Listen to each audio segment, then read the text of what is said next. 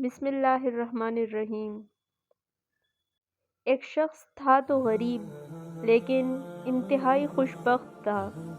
اس کا گھرانہ ایک بیوی، 5 بچوں اور بوڑھی والدہ پر مشتمل تھا۔ اس شخص کی ایک غریب علاقے میں سبزی کی دکان تھی۔ نہ تو اس کے پاس مال تھا کہ کسی اچھی جگہ دکان لے سکتا، نہ اتنے وسائل تھے کہ اس سے بہتر سامان رکھتا۔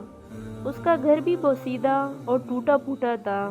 مجازی طور پر ہی اسے گھر کہا جا رہا ہے، ورنہ صرف ایک کمرہ اور چھوٹا سا صحن تھا۔ سارا گھرانہ اسی ایک کمرے میں سوتا، بلکہ کچن نہ ہونے کے باعث وہ کھانا بھی اسی کمرے میں پکاتے تھے۔ جب وہ شام کو گھر لوٹتا، اس کے ہاتھ میں سبزی، گوشت اور روٹیاں ہوتی۔ اس کے گھر والے خوش دلی اور خندہ پیشانی سے اس کا استقبال کرتے، اس کے ہاتھ سے سامان پکڑتے اور کھانا تیار کرنے میں لگ جاتے۔ ہر روز انہیں گوشت میسر نہیں آتا تھا۔ جب سیل اچھی ہوتی تو وہ گوشت خریدتے، ورنہ سبزیوں پر ہی گزارا کرتے۔ ان کے پڑوسی میں اعلیٰ عدلیہ کے ایک قاضی صاحب رہائش پذیر تھے۔ وہ اس خاندان سے بہت متاثر تھے کہ یہ لوگ غربت اور تنگی کے باوجود انتہائی صابر و شاکر تھے۔ قاضی صاحب اکثر ان لوگوں کی مثال دیتے کہ میں نے زندگی میں ان سے زیادہ سعادت مند گھرانہ نہیں دیکھا۔ جب شام کو صاحب خانہ دکان سے لوٹتے ہیں تو سب گھر والے پرجوش انداز میں ان کا استقبال کرتے ہیں۔ اس موقع پر اکثر ان کے گھر سے حمد و ثنا کے کلمات کی آوازیں آتی ہیں۔ میری یہ خواہش ہوتی ہے کہ میں اس خوشنما منظر سے محظوظ ہو سکوں۔ پھر یہ لوگ کھانا تیار کرتے ہیں اور بڑے برتن میں ڈال کر سب مل کر کھاتے ہیں۔ ان کے کھانے کا اختتام بھی اللہ تعالی کی حمد و ثنا اور مسنون دعاؤں پر ہوتا ہے۔ آخر میں یہ اپنے بوسیدہ لیکن صاف ستھرے بستروں پر بڑی خوشی اور قناعت کے ساتھ آرام کرتے ہیں۔ یہ کسی بڑی دنیاوی مال و متاع کی تمنا نہیں رکھتے تھے۔ ان کی صرف یہی خواہش تھی کہ صحت و عافیت کے ساتھ ان کی زندگی گزرتی رہے اور انہیں کسی انسان کا محتاج نہ ہونا پڑے۔ موسم خزاں کی ایک شام تھی۔ یہ لوگ حسب معمول اپنے سربراہ خانہ کے منتظر تھے۔ دروازے پر دستک ہوئی۔ ان لوگوں نے دروازہ کھولا تو سامنے 3-4 پولیس والے کھڑے تھے۔ ان کے ساتھ ایک ایمبولینس بھی تھی۔ پولیس والوں نے انہیں یہ افسوسناک خبر دی کہ صاحب خانہ ایک ٹریفک حادثے میں جاں بحق ہو گئے ہیں۔ ہوا کچھ یوں کہ اس شخص نے شام کے وقت اپنی دکان بند کی، پڑوس میں قصاب کی دکان سے گوشت خریدا، نان بائی سے روٹیاں لی اور سبزیوں کا تھیلا، گوشت اور روٹیاں لے کر گھر کی طرف چل پڑا۔ سڑک عبور کرتے ہوئے ایک تیز رفتار گاڑی نے اسے کچل دیا اور یہ بیچارہ موقع پر ہی جاں بحق ہو گیا۔ اس دل خراش سانحہ کی وجہ سے کرب و جوار کے لوگ بھی جمع ہو گئے۔ انہوں نے متوفی کی تجہیز و تکفین کا بندوبست کیا۔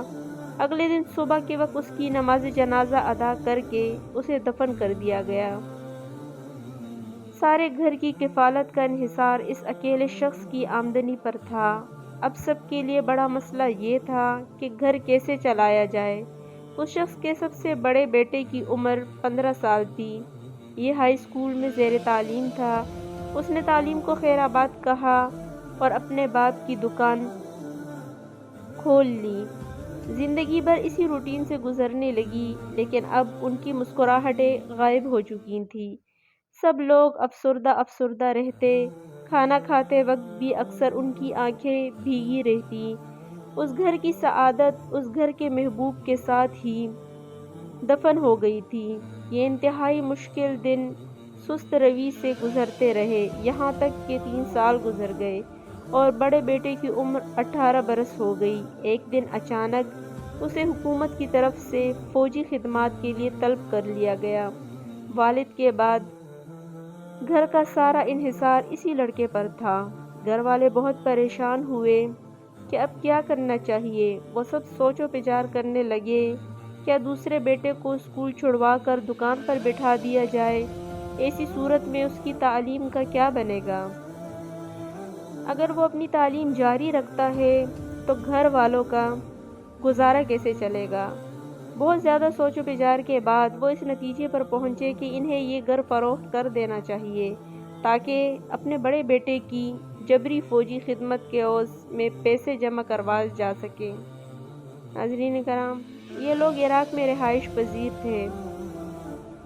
وہاں یہ قانون تھا کہ ہر گھر سے ایک نوجوان کو حکومت زبردستی فوج میں بھرتی کر لیتی اور اس پر معاوضہ بھی کچھ نہ دیتی تھی۔ ہاں، اگر کوئی اس جبری مشقت سے بچنا چاہتا تو اس کے لیے لازم تھا کہ وہ سرکاری خزانے میں 4000 دینار جمع کروائے۔ چنانچہ اس رقم کی فراہمی کے لیے گھر والوں نے مکان فروخت کرنے کا فیصلہ کر لیا، اگرچہ اس فیصلے میں بھی ان کی کیفیت اس بکری کی سی تھی جس کے بارے میں سوچا جا رہا ہو کہ اسے ذبح کر کے اس کی کھال اتاری جائے یا ویسے ہی کھینچ لی جائے۔ فوجی خدمات کے لیے دھر لیے جانے والے بیٹے کو ایک قریبی شہر میں تربیت کے لیے ایک عسکری ادارے میں بھیج دیا۔ وہ بادل نخواستہ ہی ادھر آیا تھا۔ اس اسلحہ کی تربیت میں اس کا دل بالکل نہیں لگتا تھا۔ انسٹرکٹر بولتے رہتے مگر یہ اپنے خیالوں میں گم رہتا۔ اس کے ذہن میں اپنے گھریلو حالات گھومتے رہتے۔ اساتذہ نے کئی مرتبہ اس کی توجہ دلائی، وارننگز دی، لیکن اس کا جسم تو یہاں تھا، ذہن کہیں اور ہی اٹکا ہوا تھا۔ ایک دن استاد نے اسے بٹھا کر اس کا اصل مسئلہ پوچھا تو اس نے جواب میں اپنی ساری بپتا کہہ سنائی۔ اب استاد نے اصرار کرنا چھوڑ دیا اور اس کا مسئلہ اپنے آفیسر کے سامنے پیش کیا۔ آفیسر نے اس کے مسئلے کا کوئی حل نکالنے کی بجائے اس کی ڈیوٹی کچن میں لگا دی۔ اب وہ یہاں برتن دھوتا، گوشت کاٹتا، آگ جلاتا اور کھانا تقسیم کرتا۔ شب و روز اس کی یہی مصروفیات تھیں۔ ادھر اس کی ماں بھی یہی کیفیت تھی۔ وہ بظاہر تو چلتی پھرتی، کھاتی پیتی اور سوتی جاگتی تھی، لیکن اس کا ذہن کسی اور ہی دنیا میں گم رہتا تھا۔ اس نے اپنے گھر کی رجسٹری گروی رکھ کر ایک پراپرٹی ڈیلر سے کچھ رقم گھریلو اخراجات کے لیے ادھار لیے اور اپنا مکان فروخت ہونے کے لیے لگا دیا۔ مختلف خریدار ان کا مکان دیکھنے کے لیے آتے رہتے۔ آخر 20 دن کے بعد ان کا مکان 4000 دینار میں فروخت ہو گیا۔ پھر مزید 9 دن کاغذی کارروائی میں لگ گئے۔ صرف ایک دن باقی بچا تھا۔ ان کے یہاں یہ ضابطہ تھا کہ 30 دن کے اندر اندر اس جبری فوجی خدمت کے عوض میں 4000 دینار جمع کروائے جا سکتے تھے۔ 30 دن گزرنے کے بعد یہ معاوضہ بھی قبول نہیں کیا جاتا تھا۔ اس خاتون نے یہ معاوضہ جمع کروانے کے لیے اس شہر جانا تھا جس میں اس کا بیٹا تھا۔ یہ شہر 240 کلومیٹر کے فاصلے پر تھا۔ جب وہ بس سٹاپ پر پہنچی تو اس شہر جانے کے لیے اس کے علاوہ کوئی اور مسافر نہیں تھا۔ اس نے کافی دیر تک سواریوں کا انتظار کیا لیکن کوئی آنا تھا نہ آیا۔ وہ ہر پل انگاروں پر لوٹ رہی تھی۔ اس کے سارے خاندان کی زندگی اور ناموس داؤ پر لگی ہوئی تھی۔ اس نے بس والے سے کہا، تم گاڑی لے کر چلو، میں ساری بس کا کرایہ ادا کروں گی۔ ڈرائیور اس اکیلی خاتون کو لے کر چل پڑا۔ راستے میں باتوں باتوں میں اس نے سادہ لوح خاتون سے یہ معلوم کر لیا کہ اس کے پاس 4000 دینار ہیں۔ اب کیا تھا؟ ڈرائیور کی نیت بدل گئی۔ راستے میں ایک ویران جگہ پر جا کر اس نے گاڑی کھڑی کر لی اور خنجر کی نوک پر اس خاتون سے نیچے اترنے کے لیے کہا۔ اس نے خاتون پر پے در پے وار کیے اور اسے نیم مردہ حالت میں چھوڑ کر چلا گیا۔ اس نے خاتون کا بیگ اپنے قبضے میں لے لیا۔ پھر وہ واپس آنے کی بجائے اسی شہر کی طرف روانہ ہو گیا جدھر جا رہا تھا۔ تاکہ کوئی شک کی کوئی گنجائش نہ رہے، وہ گاڑی لے کر بس اسٹینڈ پر پہنچ گیا۔ اس کے ساتھیوں نے سمجھا شاید اس بس میں آنے والی سواریاں راستے میں اتر گئی ہیں۔ ایسا ہوتا رہتا تھا، اس لیے یہ کوئی تعجب کی بات نہیں تھی۔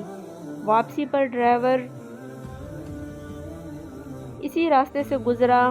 جب وہ اس جگہ کے قریب پہنچا جہاں اس نے جرم کا ارتکاب کیا تھا، اس کے دل میں خیال آیا کہ ایک مرتبہ اس عورت کی لاش پر نظر ڈال لوں۔ اس نے مسافروں سے بہانہ لگایا، میں قضائے حاجت کے لیے جانا چاہتا ہوں، چند منٹ بعد واپس آتا ہوں۔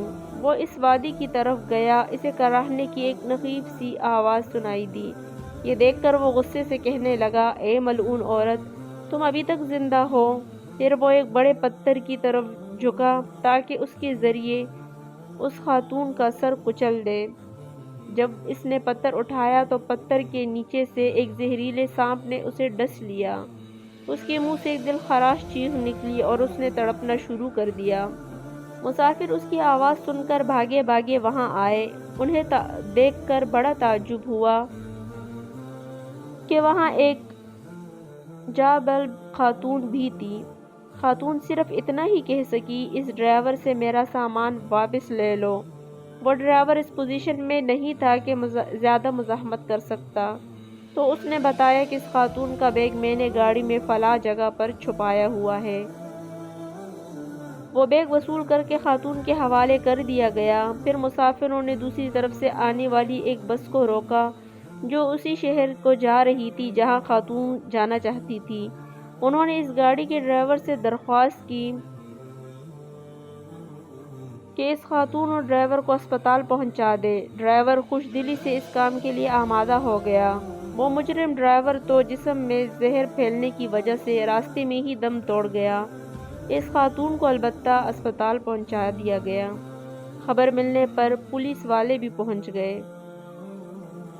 عورت مسلسل بے ہوش تھی۔ اس کے سامان میں پولیس والوں کو اس خاتون کے بیٹے کا ایڈریس مل گیا۔ پولیس نے بیٹے کو خبر دی، وہ بھی فوراً ہسپتال پہنچ گیا۔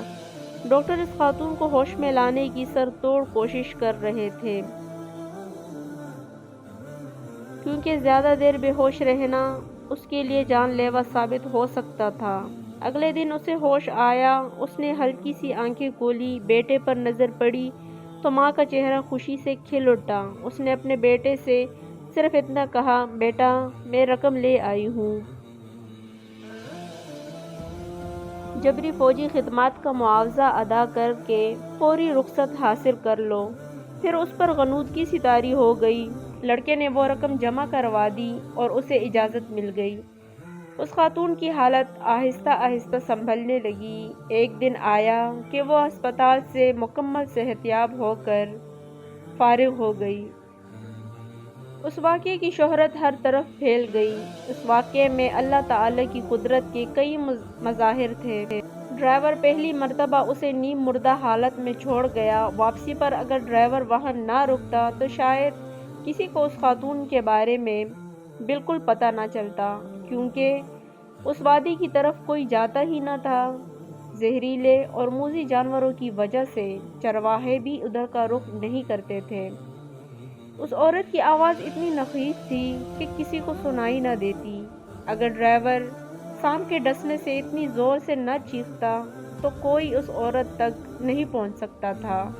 اگر اس عورت کو اسی شہر میں جو اس کی منزل تھی نہ پہنچایا جاتا تو وہ اپنے بیٹے تک نہ پہنچ پاتی۔ اگر اسے چند لمحوں کے لیے ہوش نہ آتا تو وہ اپنے بیٹے کو یہ نہ بتا پاتی کہ رقم کا انتظام ہو گیا ہے۔ نتیجتاً اس کے بیٹے کو جبری فوجی خدمات سے رہائی نہ ملتی۔ یہ سب اس علیم و قدیر ذات کی تدبیریں تھیں کہ ہر گھٹی سلجھتی چلی گئی۔ جب اس قصے کا چرچا ہوا تو یہ بات ان کے سابقہ پڑوسی جج صاحب تک بھی پہنچ گئی۔ انہوں نے اپنے دوست و احباب اور محلہ داروں سے کہا کہ ضرورت اور آزمائش کی اس گھڑی میں ان لوگوں کی مدد کرنی چاہیے۔ ان لوگوں نے پیسے اکٹھے کر کے ان کا مکان خریدنے والے شخص سے رابطہ کیا۔ اس تک بھی یہ واقعہ پہنچ چکا تھا۔ وہ بھی خوشی خوشی یہ مکان واپس کرنے پر تیار ہو گیا۔ رقم اتنی جمع ہو چکی تھی کہ 4000 دینار جمع کروانے کے باوجود 3000 دینار بچ گئے۔ اس رقم کے ذریعے مکان کی حالت کو بہتر بنایا گیا۔ لڑکے نے دوبارہ والد کی دکان سنبھال لی۔ اب صورتحال بدل چکی تھی۔ اس کے پاس دور دراز سے گاہک آنے لگے تھے۔ ہر وقت خریداروں کا تانتا بندہ رہتا۔ کچھ عرصے بعد اس نے اپنی دکان نسبتاً بہتر جگہ پر منتقل کر لی۔ اس کا کاروبار خوب چل نکلا۔ اب زندگی بڑی آسودگی سے گزر رہی تھی۔ اسرت و تنگی میں بھی وہ لوگ اللہ کے ذکر اور شکر کو نہیں بھولے تھے۔ اب آہستہ آہستہ فراغی آ رہی تھی تو اب بھی وہ سپاسگزاری کے جذبے سے سرشار رہتے تھے۔ کئی سال گزر گئے، ان کے بچے یک کے بعد دیگرے تعلیم سے فارغ ہونے لگے۔ ایک بیٹا انجینئر بن گیا، دوسرا ڈاکٹر اور تیسرا آرمی آفیسر بن گیا۔ اب ان کا کھانا صرف چائے روٹی یا روٹی اور سبزی نہیں ہوتی۔ حالات اب ایسے نہیں رہے کہ انہیں کبھی کبھار گوشت میسر آتا ہو۔ ان کے دسترخوان پر انواع و اقسام کے کھانے تیار ہوتے ہیں۔ یہ خاندان لوگوں کے لیے بہترین مثال ہے کہ یہ لوگ تنگی اور فراغی کسی حال میں بھی اللہ تعالیٰ کو نہیں بھولے۔ 1385 ہجری میں ایک وقت ایسا بھی آیا کہ یہ خاندان دجلہ کے کنارے بغداد کے بڑے پل کے قریب ایک بہت بڑے محل نما گھر میں منتقل ہو گیا۔ اب یہ خاندان 4 خاندان بن چکے تھے۔ تینوں بڑے بیٹوں کی شادیاں ہو چکی ہیں۔ اللہ تعالیٰ نے انہیں اولاد کی نعمت سے بھی نواز رکھا ہے۔ اب بھی اس گھر کے سب افراد محبت اور احترام کے اٹوٹ رشتے میں جڑے ہوئے ہیں۔ کبھی انہیں ایک دوسرے سے شکایت پیدا نہیں ہوئی۔ والد کی وفات سے لے کر ان کی والدہ ہی گھر کی سربراہ ہیں۔ گھر کا ہر فرد ان کی رائے کا بے حد احترام کرتا ہے۔ اس سے پہلے کہ ہم اس واقعے کو ختم کریں، اس کے سب سے اہم نقطے کی طرف توجہ دلانا چاہتے ہیں۔ اس خاتون سے پوچھا گیا کہ جب ڈرائیور نے خنجر کے پے در پے وار کر کے آپ کو ایک ویران بیابان میں پھینک دیا تھا، اس وقت آپ کی کیفیت کیا تھی؟ اتنا زیادہ خون بہہ جانے اور اتنے گہرے گاؤں لگنے کے باوجود آپ کس طرح زندہ رہی؟ خاتون نے بتایا کہ اس ساری مدت کے دوران میری زبان پر بس یہی الفاظ تھے: اے آسمان و زمین کے مالک، تو میری حالت کو جانتا ہے۔ اپنی قدرت سے میرے لیے بیٹے کی جبری فوجی خدمت کا معاوضہ صحیح وقت پر پہنچانے کے اسباب مہیا فرما دے تاکہ وہ گھر واپس آ سکے اور اپنے گھر والوں کی کفالت کی ذمہ داری سنبھال سکے۔ اللہ تعالیٰ نے اس خاتون کی دعا قبول فرما لی۔ اس کا مال و اولاد دونوں اسے مل گئے۔ مالک حقیقی نے اس کے دشمن سے انتقام بھی لے لیا اور ان کی تنگی و اسرت بھی فارغ البالی اور آسودگی میں بدل گئی۔ سچ فرمایا ہمارے پیارے نبی صلی اللہ علیہ وآلہ وسلم نے، مظلوم کی بد دعا سے بچ کر رہو کہ اس کے اور اللہ کے درمیان کوئی رکاوٹ نہیں ہوتی۔ ناظرین، اسلامی معلوماتی ویڈیوز دیکھنے کے لیے ہمارے چینل کو ضرور سبسکرائب کریں۔ جزاک اللہ۔